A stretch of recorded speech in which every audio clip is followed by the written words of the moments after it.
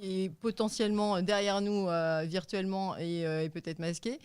Bienvenue dans ce studio professionnel de l'école avec en personne de quelqu'un de non moins professionnel, en l'occurrence Guillaume Deviane, le directeur de l'école, qui va nous parler de l'ISEG. C'est quoi l'ISEG Nantes ? Alors bonjour Fabienne, alors merci. Alors je vais essayer d'être professionnel, c'est un peu mon métier quand même. Écoutez, l'ISEG Nantes, c'est une école qui fait partie aujourd'hui du groupe Ionis. C'est une école et un groupe qui ont une quarantaine d'années aujourd'hui, dans lequel on retrouve beaucoup d'écoles sur un modèle assez proche finalement de celui de l'ISEG. Et c'est d'ailleurs un modèle assez particulier puisque l'école est un modèle d'école professionnelle, c'est-à-dire qu'aujourd'hui tous nos intervenants ne sont pas des professeurs de métier mais des intervenants professionnels qui viennent donner des cours dans leur domaine de prédilection et qui sont encore en activité. C'est une école en Bac+5, donc en 2 cycles, Bac+3 puis Bac+5, les 2 dernières années étant dans des modèles d'expertise. Et on est une école de marketing, de communication et de digital, donc une école de spécialisation.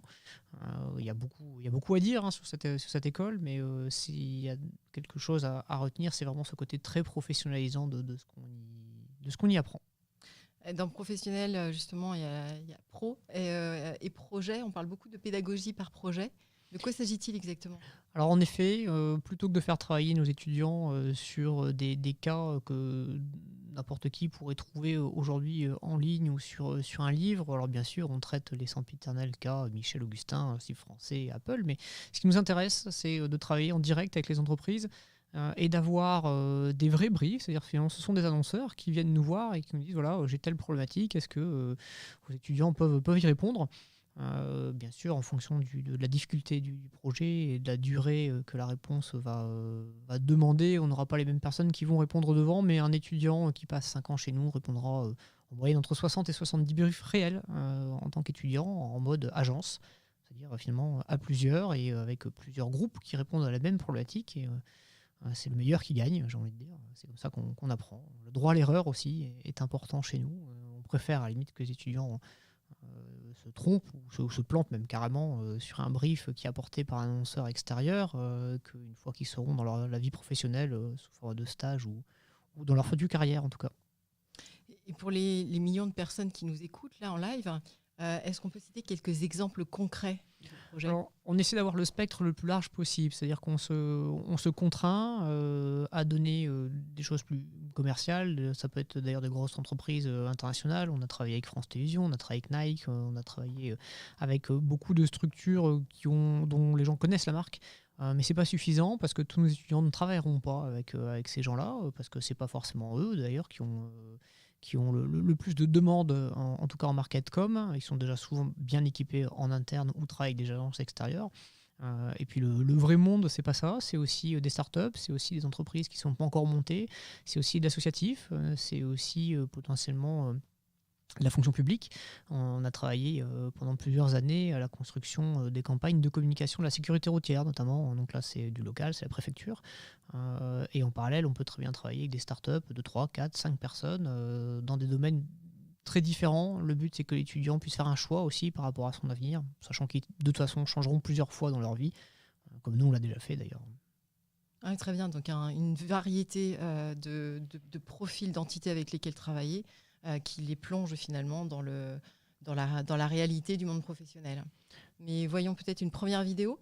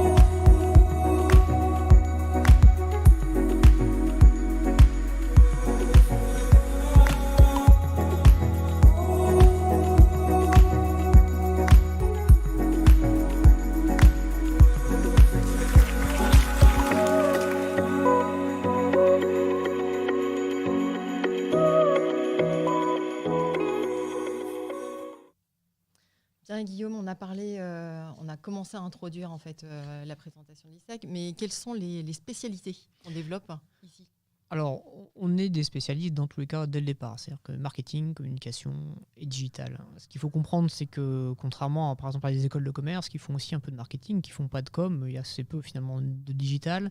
On est en train de prendre d'ailleurs la place en partie des écoles de commerce, puisque on se cale par rapport au marché du marché du travail et surtout au comportement du consommateur. Donc nos expertises sont toujours calées de toute façon sur le marché du travail, ils sont co-construits avec des entreprises de renom qui travaillent avec nous toute l'année pour justement réussir à faire évoluer nos expertises et nos contenus qui changent entre 10 et jusqu'à 25% pour certaines expertises en fonction des besoins. On peut avoir des nouveaux outils, on peut avoir un changement de comportement. Alors je vous dis en ce moment, il faut être bien clair, il va y avoir de grosses modifications puisque la crise sanitaire est un accélérateur de ces modifications. Donc on va retrouver dans les grandes tendances sur nos premières années, donc ce qu'on appelle le premier cycle, donc cycle bachelor, à la fois un contenu généraliste, marketcom, un digital, et à la fois la possibilité de donner une coloration à son parcours, à la fois international, créative, mais aussi digitale. Sachant qu'on a une particularité, c'est qu'on a l'avantage dans le groupe d'avoir des écoles cousines ou sœurs, notamment Yardsup et Epitech. Yardsup étant une école de création et Epitech étant une école de développement informatique, donc des gens qui ont une culture créative plus forte que nos étudiants, et un cursus et des profils aussi digitaux beaucoup plus forts que les nôtres, parce que ce sont des gens qui sont des techniciens du digital.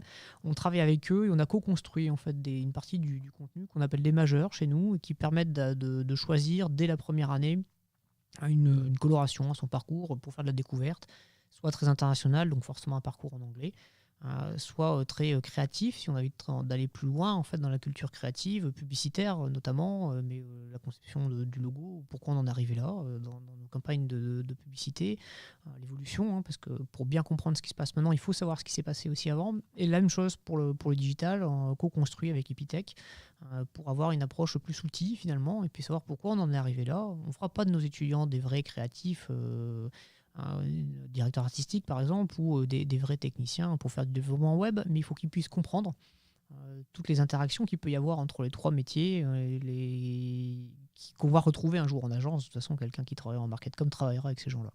Ça, c'est pour le premier cycle. Le deuxième cycle est un cycle d'expertise, donc ça peut aller de la communication globale en passant justement par le digital aussi, mais aussi des problématiques de marketing, d'innovation, de l'événementiel, et une expertise internationale aussi pour les étudiants qui voudraient faire du marketcom à l'international, alors à la fois avec une entreprise française qui travaillerait pour l'international, des clients internationaux, ou au contraire une entreprise internationale partir directement chez eux. Très intéressant, mais voyons peut-être en image l'expérience d'une de nos étudiantes qui est partie en Inde pour faire son stage.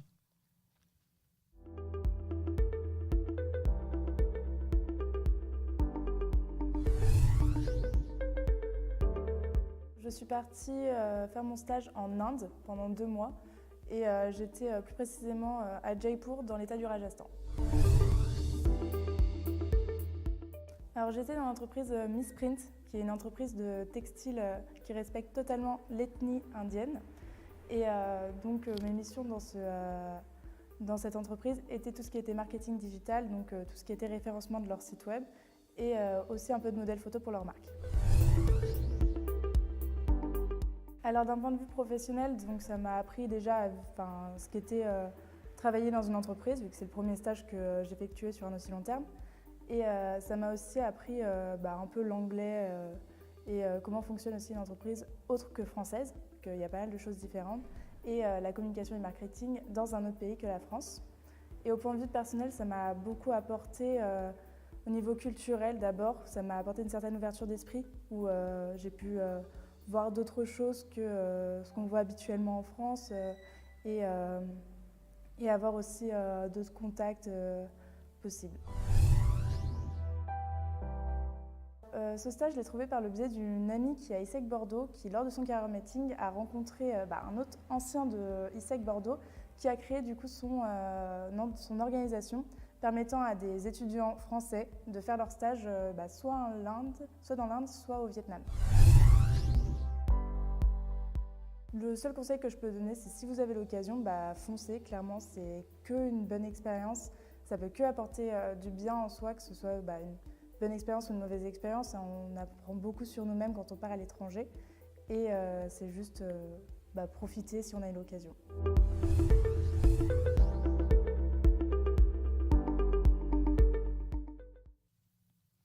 Alors, précisons un petit peu en fait le cursus à l'international, c'est intéressant, ça donne une dimension professionnelle autre, hein, et puis à l'heure de la mondialisation, c'est important de préparer nos étudiants à la fois à s'adapter à un contexte professionnel qui bouge, mais à un contexte professionnel qui bouge aussi à l'international. Donc, qu'en est-il exactement de ce cursus ?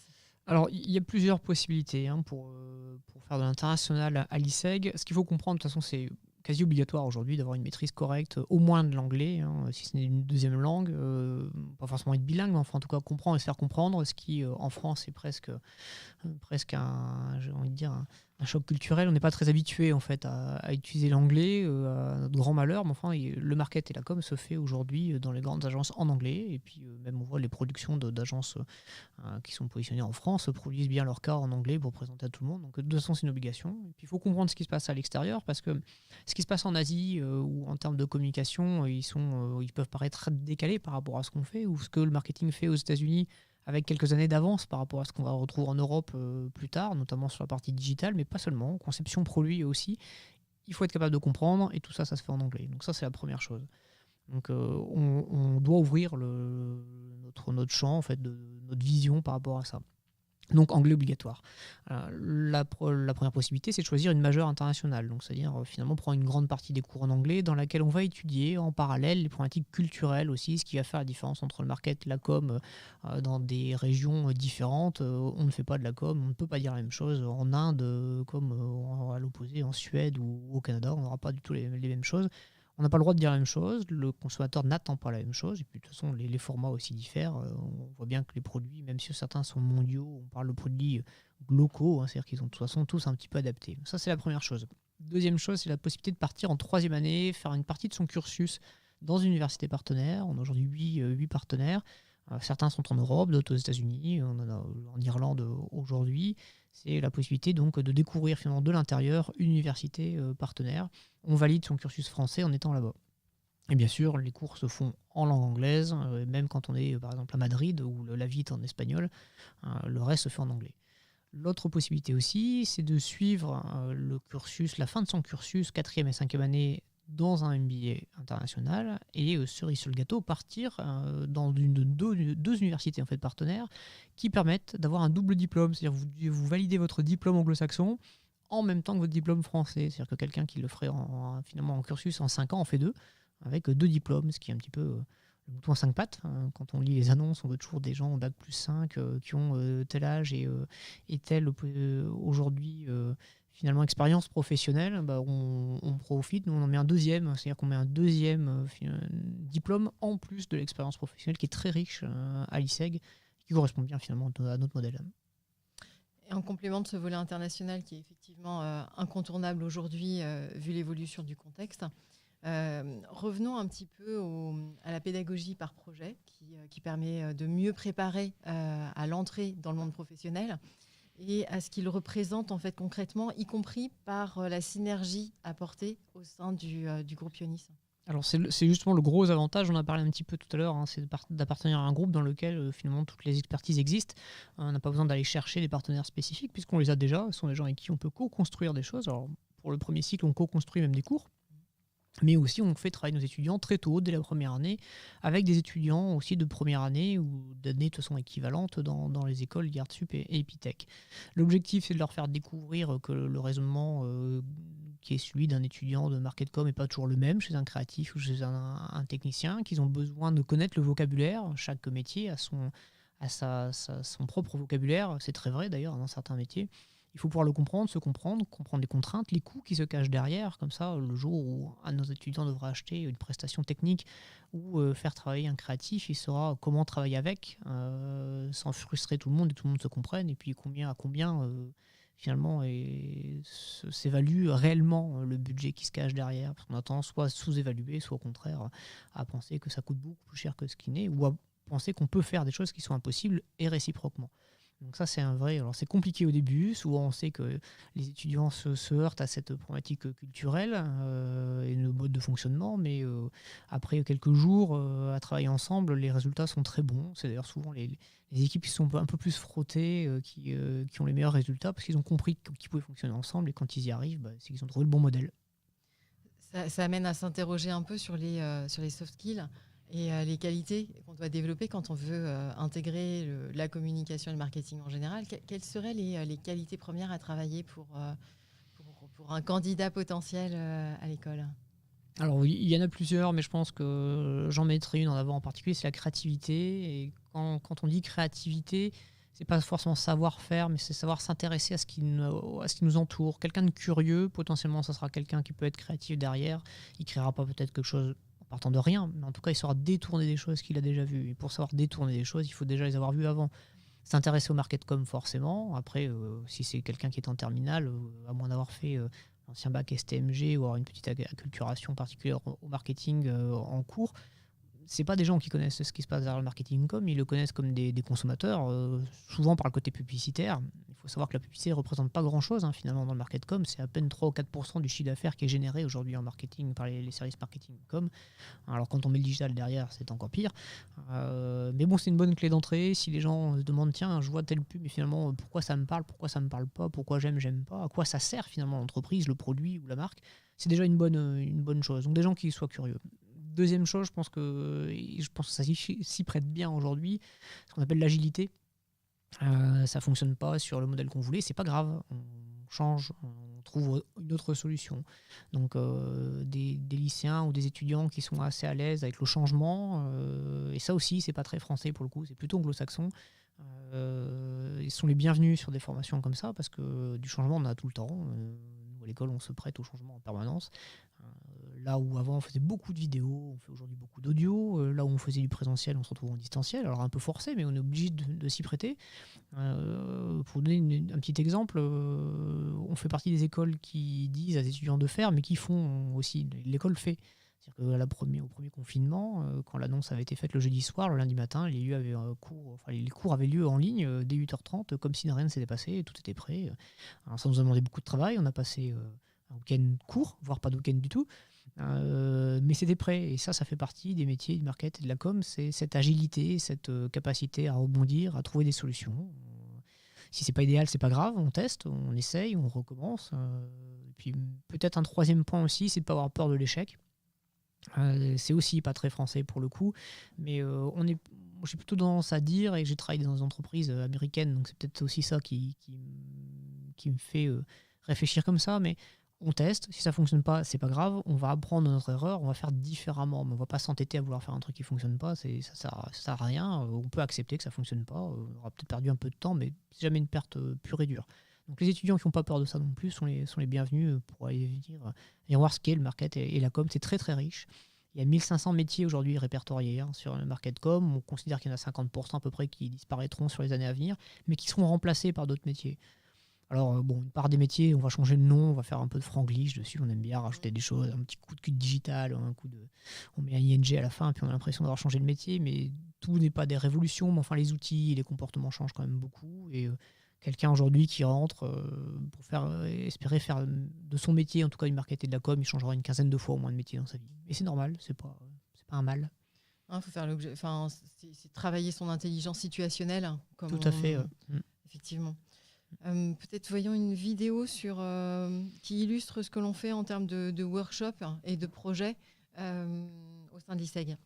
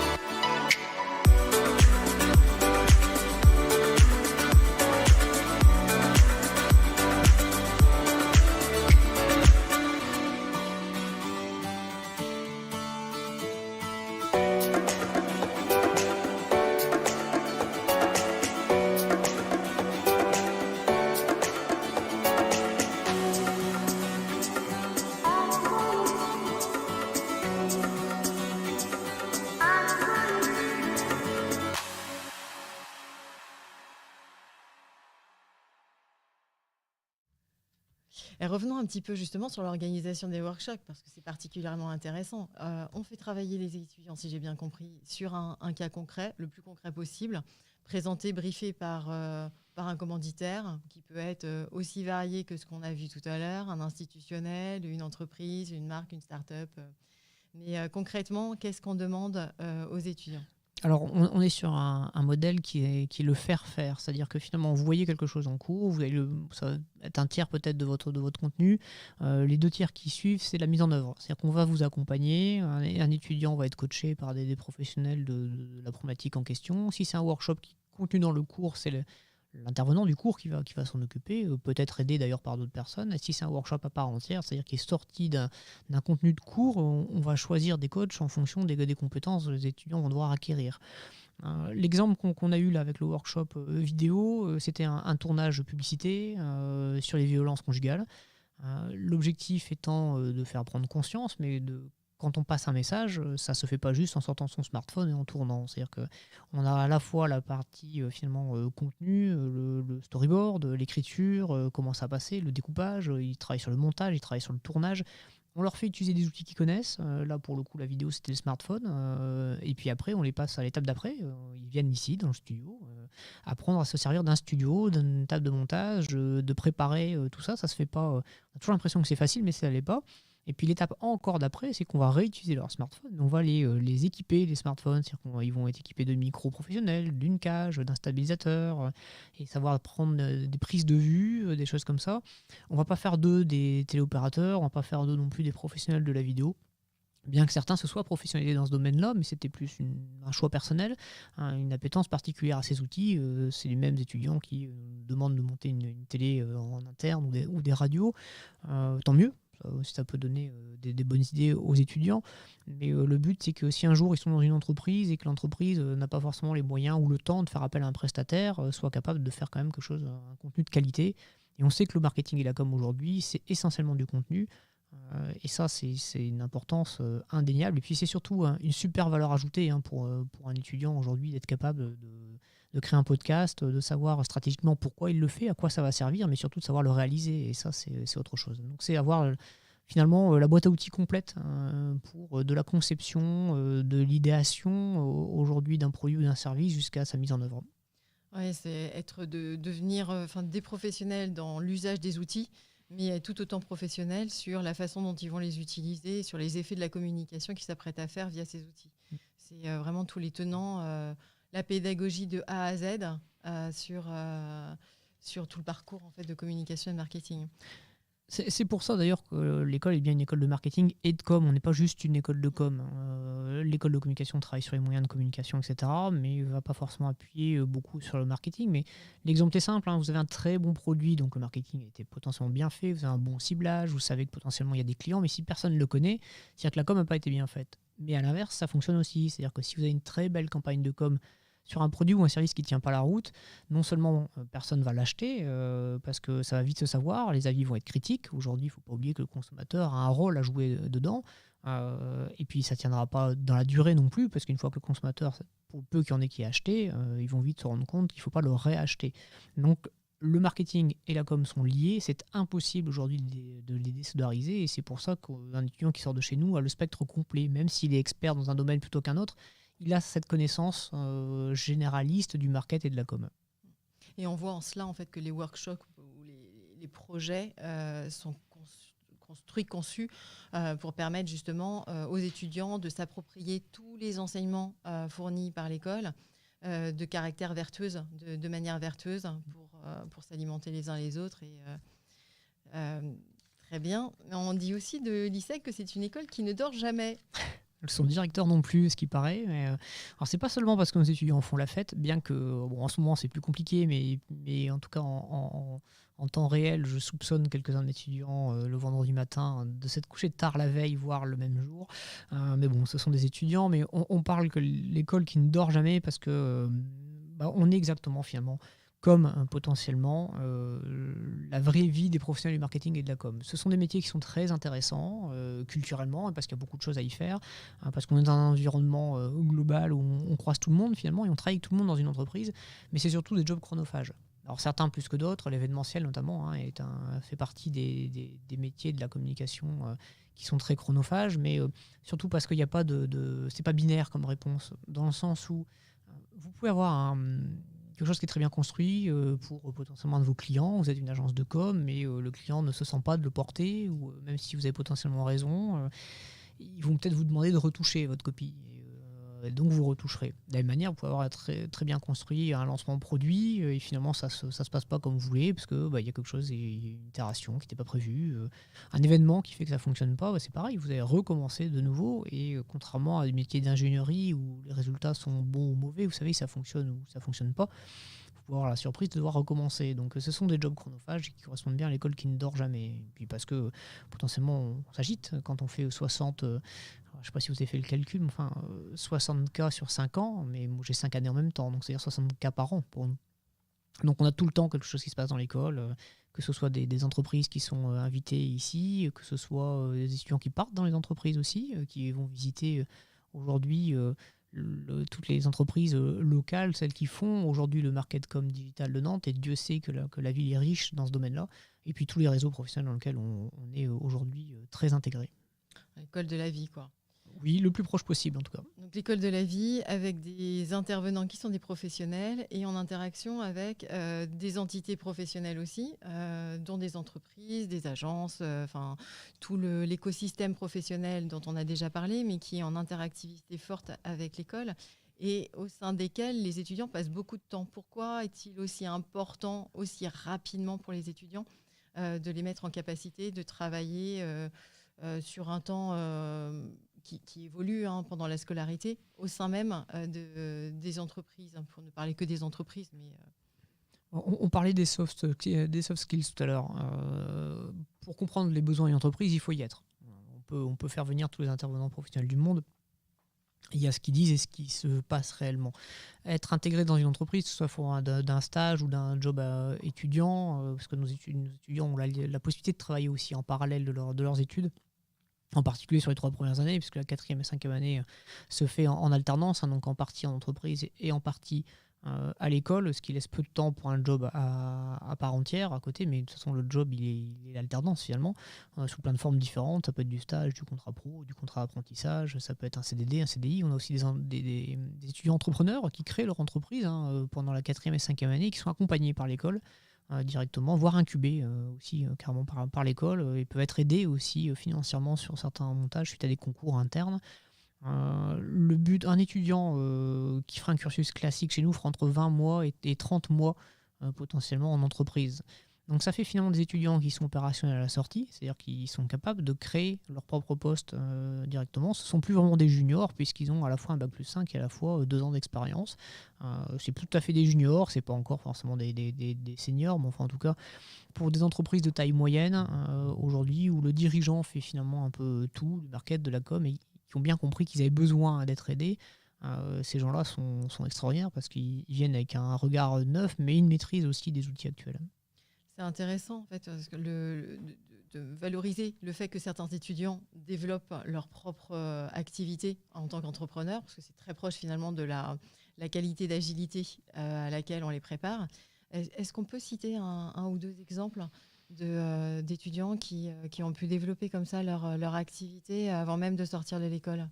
Alors j'ai une étudiante en particulier, parce que j'aimais bien, l'entreprise était un truc un petit peu décalé, qui est d'ailleurs issue d'un PFE, donc le projet de fin d'études, où une création d'entreprise qui se fait de façon fictive et qui finalement a abouti à une vraie création et qui s'appelle Au Poisson, qui est la livraison en fait de produits de la mer ultra frais directement chez vous.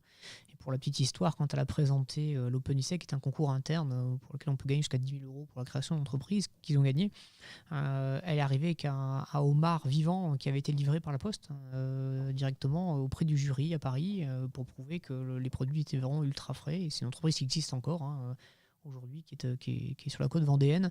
Alors on en a eu d'autres derrière. Ce qu'il faut comprendre, c'est qu'on ne laisse pas nos étudiants chercher tout seuls. C'est-à-dire qu'on a un service relation entreprise, on a aussi beaucoup d'anciens donc, pour lesquels on profite forcément, mais on est très encadré. Nos étudiants sont d'abord formés à passer des entretiens, à leur recherche. On a aussi de très nombreuses offres, que ce soit sur des formats stage, contrat pro, contrat apprentissage, etc., sur les problématiques administratives.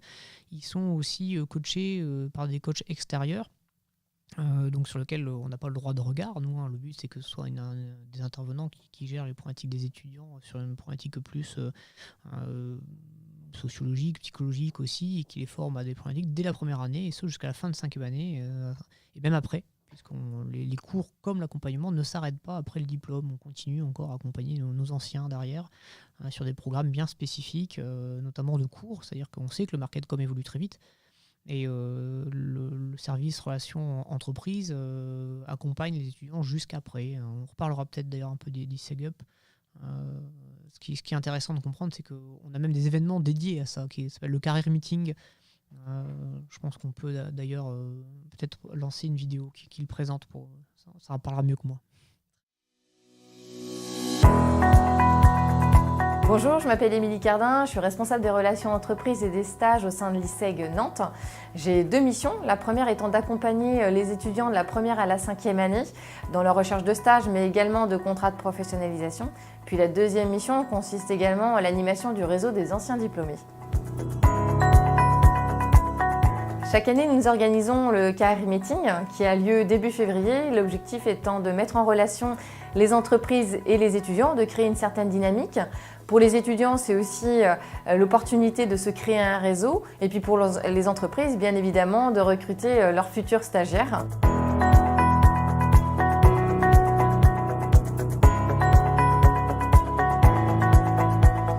Bonjour, je suis Pierre Laurie, président du Centre Leclerc de Basse-Goulaine. D'abord pour recruter un ou une stagiaire dans mon service marketing communication.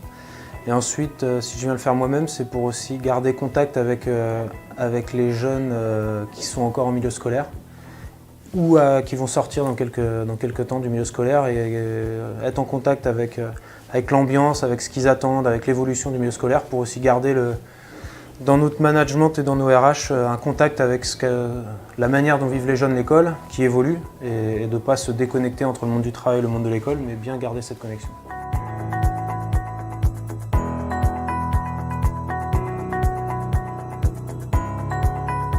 Bonjour, Eva Vincent, je suis responsable du capital humain pour l'agence Altavia Nantes. On accueille des stagiaires régulièrement, on va dire entre 8 et 10 par an. Et depuis quelques années, on s'est rendu compte qu'on recruterait 80% de nos stagiaires à l'ISEG. Donc je crois que c'est le 3e forum auquel nous sommes présents. Et du coup, c'est la manière la plus efficace de rencontrer tous les stagiaires le même jour, en sachant qu'ensuite on fait une sélection et qu'on fait venir les stagiaires sélectionnés à l'agence pour un second entretien.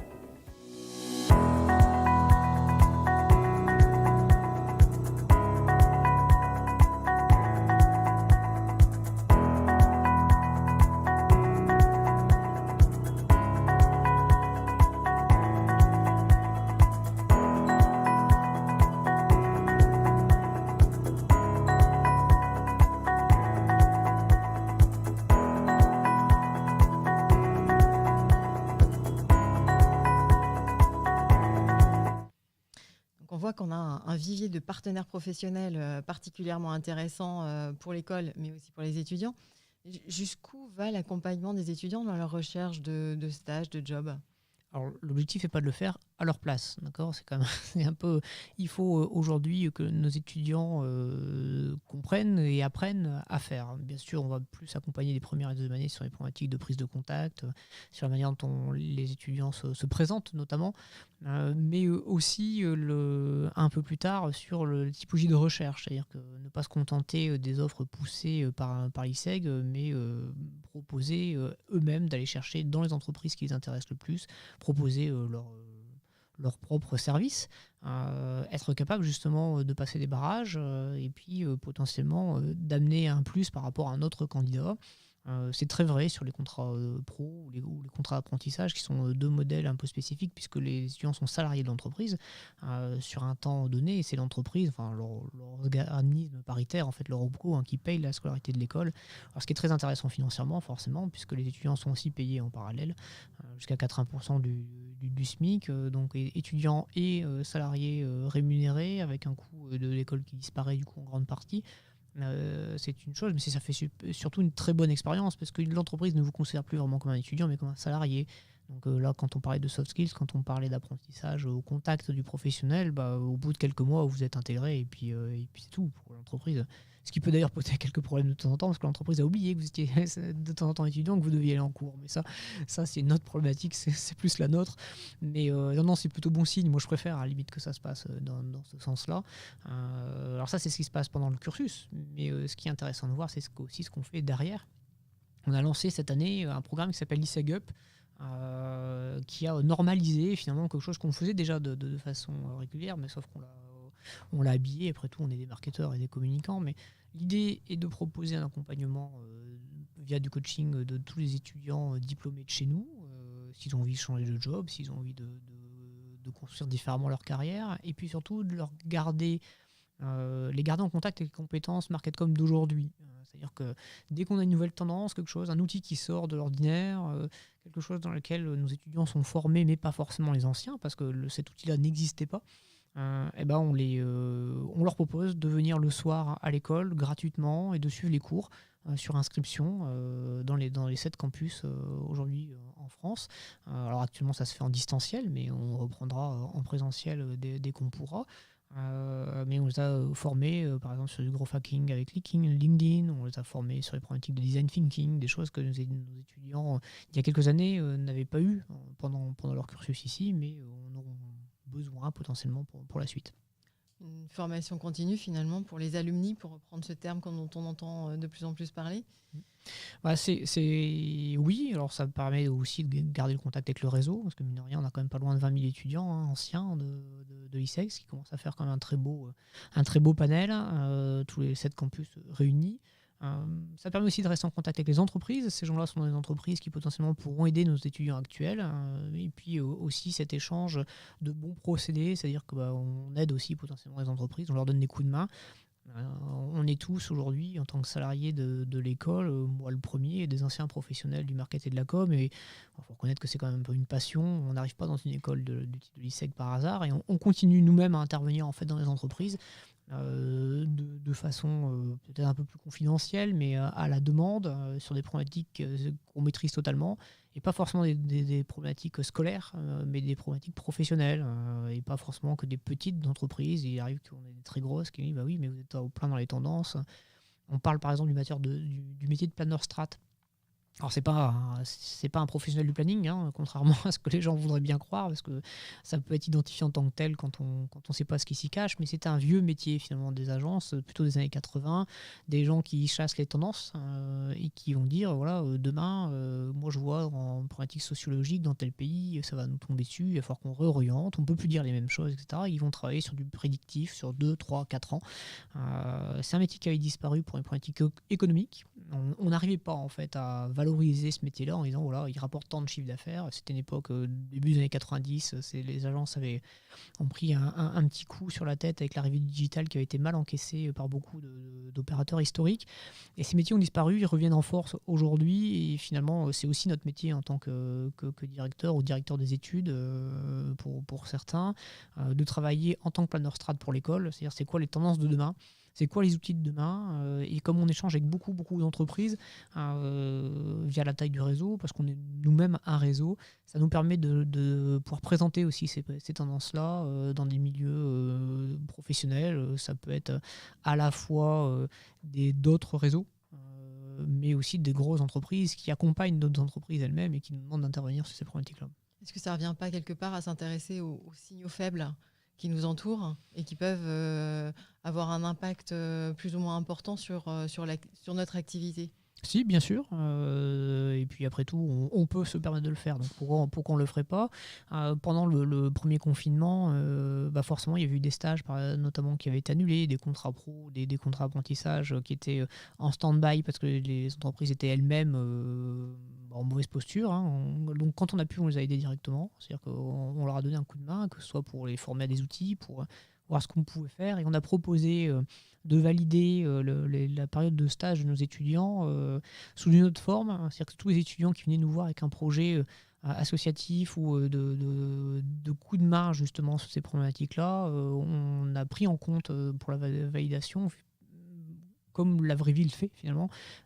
Partout on entendait dans les journaux tous ces étudiants, toutes ces entreprises qui donnaient des coups de main à droite à gauche. Moi, c'est la vraie vie, donc on a fait exactement la même chose. C'est-à-dire qu'on a proposé, et on continue à le faire d'ailleurs. Nos étudiants ont la possibilité, une fois dans leur cursus, au lieu de faire un stage professionnel, d'aller aider potentiellement une association avec un but bien particulier. On valide bien sûr l'activité en question, mais on le fait aussi. On a un rôle, l'école a un rôle social auprès de nos étudiants, mais aussi par rapport à tout notre univers. Dans ce réseau social et professionnel qui est alimenté en partie par l'école, est-ce qu'on a quelques success stories qu'on pourrait valoriser ? On a une étudiante de chez nous, Lucie, qui dès le départ était très impliquée à l'école. C'est une ancienne présidente du BDE il y a quelques années maintenant, qui a porté un projet qui était à l'issue du monde de la musique, très intéressée par la musique depuis toujours. Elle est elle-même musicienne. Et un jour, elle est venue me voir et elle dit voilà, j'ai vraiment envie de le monter jusqu'au bout, on verra bien ce que ça donne. Alors je dis écoute, ton projet tient la route, on va t'aider, on va le monter, tu vas présenter l'OpenISEG. Elle a gagné de l'argent, l'OpenISEG, pour le lancer. Un autre jour, elle est venue me voir en me disant ouais, mais j'ai des problèmes de locaux, on travaille de chez nous dans un appart avec le confinement, ça fonctionne pas bien, etc. On avait des locaux ici disponibles, on lui a prêté les locaux aussi, on a continué à l'accompagner et aujourd'hui elle a été, alors elle n'a pas gagné cette année, mais elle faisait partie en tout cas des plus belles agences d'accompagnement des nouveaux musiciens en groupe de musique. Elle était dans les 10 sélectionnés pour gagner un prix là, cette semaine. Alors c'est pas son agence qui a gagné, mais en tout cas elle en fait partie. C'est toujours sympa de voir que les étudiants ont poussé jusqu'au bout. Ils nous remercient aussi de l'accompagnement, forcément, c'est plutôt sympa. On en a d'autres, des comme ça. On a des anciens de l'ISEG qui ont des postes incroyables. On a la directrice générale de Mars aujourd'hui, qui était une ancienne de l'ISEG notamment, qui était passée par le marketing d'ailleurs de Mars. Alors je connais bien parce que je suis moi-même un ancien du groupe Mars, mais c'est un peu triché d'en parler.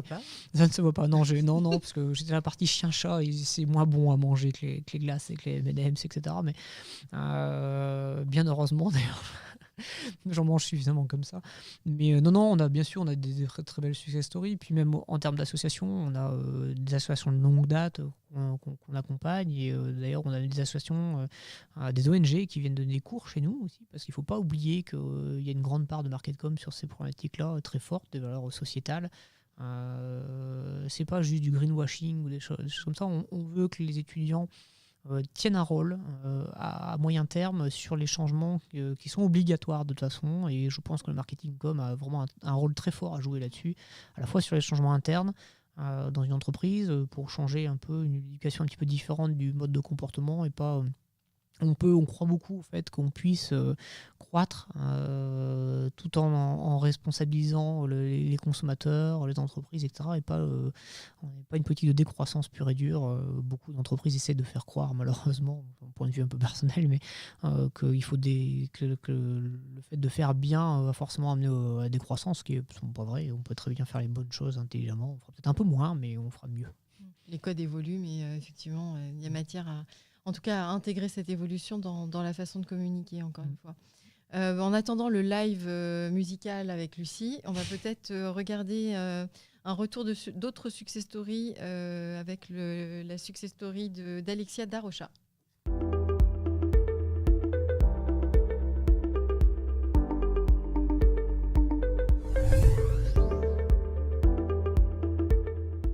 Donc moi déjà j'ai intégré l'ISEG directement après le bac, donc je suis là depuis la première année.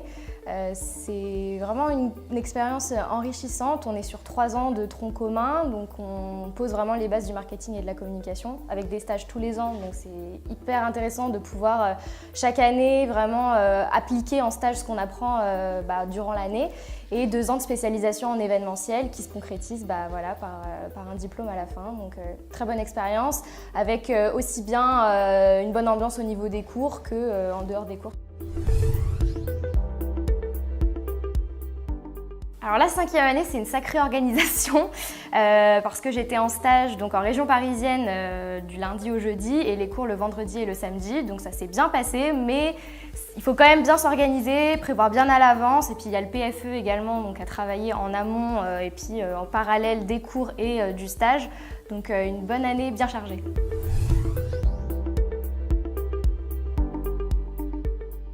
Donc moi j'ai décroché ce travail suite à mon stage puisque c'est l'entreprise dans laquelle j'étais en stage en 4e année et en 5e année, donc dans laquelle je suis restée. Donc là je suis embauchée au poste de responsable marketing, communication et événementiel. Donc c'est une petite structure dans laquelle du coup je vais être chargée de organiser et de créer le plan marketing annuel, le plan d'événementiel annuel et aussi les réseaux sociaux, la gestion du site web. Et j'ai 2 personnes avec moi, donc une assistante événementielle et une stagiaire que je vais devoir manager à partir de maintenant. Si je pouvais donner un conseil aux étudiants des années inférieures, c'est d'aller expérimenter s'ils ont une spécialisation qui les attire plus que les autres. Par exemple, moi j'étais très intéressée par la spécialisation événementielle et donc j'ai décidé de faire partie de l'équipe gala, donc d'organiser le gala de fin d'année de l'ISEG. Ça a été une expérience hyper enrichissante et qui m'a prouvé mon intérêt pour l'événementiel.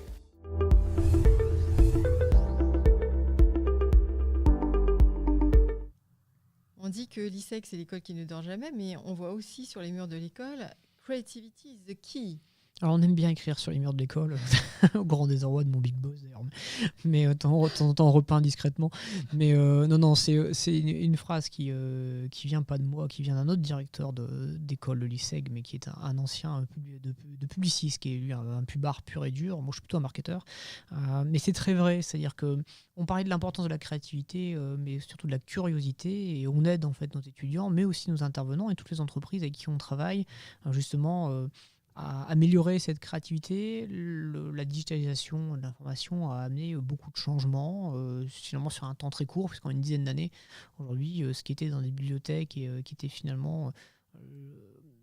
la cible était des professionnels, ou enfin, en tout cas qu'une infime partie des gens qui avaient le temps de creuser cette curiosité. Maintenant, elle est accessible à tout le monde. Donc, l'information est accessible vite à tout le monde, d'une manière finalement pas forcément toujours qualifié, sauf si vous faites vous-même votre veille. Donc on a créé il y a quelques années une plateforme qui s'appelle Iggy, qui est une intelligence artificielle et qui a été éduquée, parce qu'on parle d'éducation de l'intelligence artificielle. D'ailleurs c'est un métier à part entière, hein. On n'éduque pas que des Pokémon, on peut aussi éduquer des choses un peu plus intelligentes que ça. Et on a éduqué ces étudiants de 4e et 5e année qui ont éduqué cette intelligence artificielle pour permettre d'avoir une newsletter hebdomadaire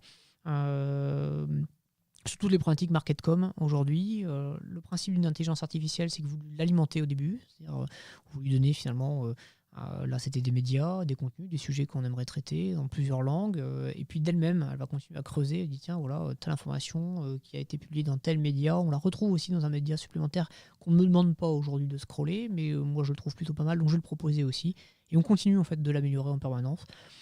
C'est un système assez simple finalement, non pas la partie technique mais la partie usage. Vous avez un bouton rouge, un bouton vert, pour vous c'est bien, c'est pas bien. Et on a aujourd'hui une quarantaine de personnes qui continuent à éduquer, et toutes les personnes qui interviennent dans notre monde en fait a la possibilité d'accéder à Iggy. Quelle est l'origine d'Iggy ? Alors le nom je sais pas, mais c'est un fan d'Iggy Pop ? Non, je suis pas certain. Il y a eu vote sur le nom d'Iggy, mais ça aurait pu être marrant, bien que je suis pas sûr qu'en termes de... Faut que c'est un objet curieux Iggy Pop quand même, hein. C'est un petit peu particulier quand même. Moi j'adore, mais peut-être pas complètement réel d'ailleurs. Peut-être pas complètement réel, pas tout le temps en tout cas. Mais non, à la base c'est une intelligence artificielle que vous pouvez vous-même acheter, hein. C'est une entreprise qui est spécialisée dedans, et après vous le transformez à votre image. Donc c'est un côté très sympa. Ils sont d'ailleurs en train de faire une levée de fonds en fait, hein, pour encore améliorer le système. On a trouvé cette solution-là. Il en existe d'autres, mais on a adhéré à la simplicité en fait du système. Donc on trouvait ça plutôt sympathique. Ça fait partie des outils qu'on donne finalement accès assez facilement. Ça fait partie du package quand on rentre chez nous, à la fois culturel. Il n'y a pas que des outils purs et durs. On travaille avec la suite Microsoft, on travaille avec la suite Adobe. Les étudiants ont accès à ça en fait, hein, dès qu'ils arrivent sur leur propre machine, parce que voilà, pour le coup avec le confinement ça nous arrange bien, et ils sont bien contents de pouvoir accéder à ces objets-là. Mais pas seulement, il y a aussi toute la partie culturelle, apprentissage, curiosité au sens large, où on leur pousse de l'information en permanence, pour que d'eux-mêmes, plus tard, ils fassent leur propre veille, et dans nos métiers, la veille, c'est indispensable. Au-delà en fait, du côté veille, Iggy a une approche aussi très intéressante en termes d'approche de l'information en général et de l'actualité, avec une consommation dont on voit combien elle est différente des étudiants rencontrés ici, et de la façon de consommer quand on a dépassé les 40 ans. Donc avec une consommation du papier qui est en chute libre et on le voit quand on discute, quand on travaille avec les médias traditionnels, combien il est important aujourd'hui de se remettre en question pour toucher cette cible étudiante dont la consommation est foncièrement différente de la nôtre, plus de 40 ans. Parle pour toi. Moi, j'ai arrêté de compter. Mais non, mais alors oui, il y a une consommation média différente, une consommation tout court, mais je pense que ça va même au-delà de ça. C'est du comportement social. Aujourd'hui, ils répondent essentiellement à des informations poussées. C'est-à-dire qu'on attend finalement un push sur le téléphone. D'ailleurs, on est les premiers à le faire. Alors bien ou pas bien, j'ai pas à juger ou quoi que ce soit. Ils se sont habitués à ça, ils sont nés avec ça, donc il faut faire avec. Après, les médias, ça pourrait être un débat presque à part entière, mais les médias sont tous sauf old school. Hein. On a certains qui ont su faire des virages aussi importants pour toucher cette cible-là, qui potentiellement seront aussi des gens qui achèteront derrière, parce que les médias vivent essentiellement du format publicitaire. Les formats publicitaires évoluent aussi. On est sur un format plutôt public informationnel aujourd'hui, donc finalement on est loin d'avoir tué l'information, sauf qu'elle est faite d'une manière un petit peu différente. Et puis ça a aussi quelques avantages, mine de rien, d'avoir accès comme ça, c'est que les entreprises, les marques ne peuvent plus dire ce qu'elles veulent. Aujourd'hui, on a une attente de transparence, en tout cas, sur beaucoup de choses. Et c'est plutôt, moi, je trouve que c'est plutôt un bien pour un mal ou l'inverse. Tout dépend des points de vue. Mais il faut s'adapter. Et on parle souvent, on m'a souvent demandé. Il y a quelques temps, il y a quelques jours, Le Monde a sorti un article en disant ouais, pour les écoles de commerce, c'est une catastrophe pour les étudiants, ils vont plus trouver de stages, etc. Moi, je dis que c'est exactement l'inverse. Je ne suis pas du tout d'accord pour le coup avec Le Monde, qui est un média traditionnel, enfin en tout cas à la base, même s'ils ont numérisé une partie de l'autre contenu, mais je ne suis pas d'accord avec parce qu'ils ne se sont pas posé la question de savoir ce qu'est le marketing. Ils l'ont écrit de façon journalistique. Et l'avantage, c'est que là, je peux le dire, voilà, je sais ce que j'aurais pas pu faire il y a 10 ans. Moi, je ne suis pas d'accord, au contraire, c'est magique pour des marketeurs. Alors, je parle bien de professionnels du marketing et de la com, donc des étudiants spécialisés. Alors oui, il va y avoir des contraintes, il va falloir le temps qu'on se réorganise pour les stages, des choses comme ça, mais on trouvera. Et puis je vois bien que mes étudiants ne souffrent pas plus que ça finalement de ça. Mais au contraire, c'est Noël pour nous. C'est-à-dire qu'on est dans une période où pour un marketeur, et j'en suis un, c'est Noël avant l'heure, c'est-à-dire que tout est à refaire. Tout est à repenser, nos méthodes de travail, nos conceptions de la consommation, l'étude de nos consommateurs, et pas forcément que les plus jeunes, puisque les contraintes actuelles, elles sont vraies pour toutes les tranches d'âge. Donc finalement, un senior, comment il accède aujourd'hui au commerce s'il n'est pas à l'aise avec l'informatique? Il va falloir trouver des solutions. Comment aujourd'hui, certains services, certaines activités comme la restauration, aujourd'hui commerciale, comme potentiellement beaucoup de commerces aussi vont faire pour se sauver. C'est aussi le rôle du marketeur et du communicant, et nos étudiants sont là pour leur donner un coup de main. On le fait d'ailleurs de manière aujourd'hui comme ça se fait, on nous le demande en fait et on leur donne des coups de main, on essaie de trouver des solutions, mais encore tout est à construire. On va avoir plusieurs années comme ça. Alors je ne sais pas combien de temps on va porter un masque, je ne sais pas combien de temps, mais de toute façon ça aura changé, il y aura un rapport à l'autre qui va faire du changement, donc c'est la fête pour nous. C'est-à-dire qu'en fait, du travail, c'est même plutôt l'inverse. Moi je pense qu'on ne formera pas assez de gens. Derrière chaque contrainte, il y a des opportunités, le tout c'est de les trouver. Et là, effectivement, le contexte apparaît bien souvent sous forme de contrainte, mais c'est aussi l'opportunité de changer notre regard sur notre façon de faire et de s'organiser. Et pour le coup, les étudiants qui n'ont pas les mêmes références sont de formidables viviers aussi de réflexion pour nous aider à travailler notre agilité. Exactement. Iggy fait partie justement des outils pour que les étudiants puissent travailler leur agilité. On va voir la vidéo qui se présente Iggy d'ailleurs.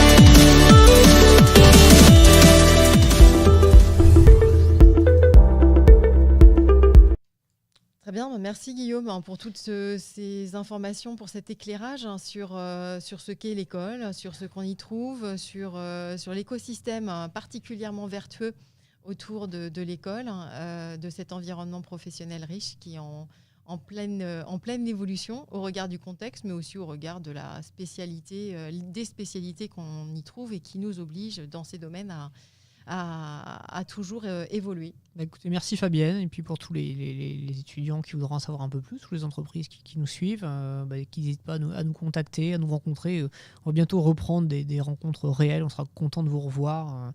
Parce que le distanciel, ok, ça fonctionne, mais enfin ça vaudra quand même jamais la chaleur humaine. Donc écoutez, à très bientôt à tous. Merci. À très bientôt, merci.